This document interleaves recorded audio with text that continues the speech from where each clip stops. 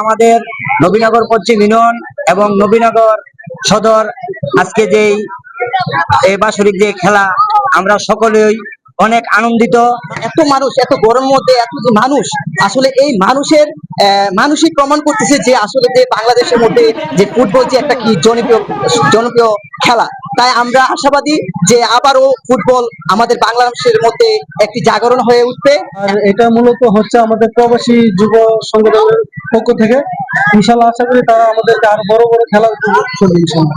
এই খেলা অনেক আনন্দ করতেছে আমাদেরকে, দেখতে পাচ্ছেন দর্শকের কত ভিড়।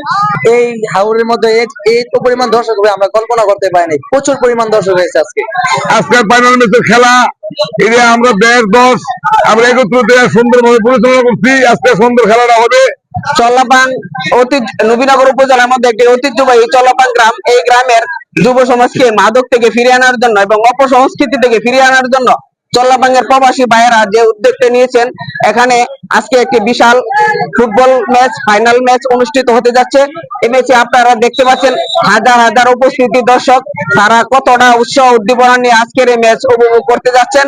তো আমরা এই পরিশেষে আবারও এটাই বলতে চাই, এই চল্লাপাং গ্রামের এই ভাঙন থেকে যদি মেঘনার ভাঙন থেকে যদি বাঁচতে পারে তাহলে চল্লাপাং গ্রামটি আমাদের নবীনগর ভৌগোলিক দৃষ্টিকোণের মধ্যে থাকবে, ভৌগোলিক আমাদের সীমানার মধ্যে থাকবে। তো আমরা ডিসি মহোদয়ের কাছে একটাই আবেদন, এখানের স্থায়ী বাদ যেন ডিসি মহোদয় করে দেন।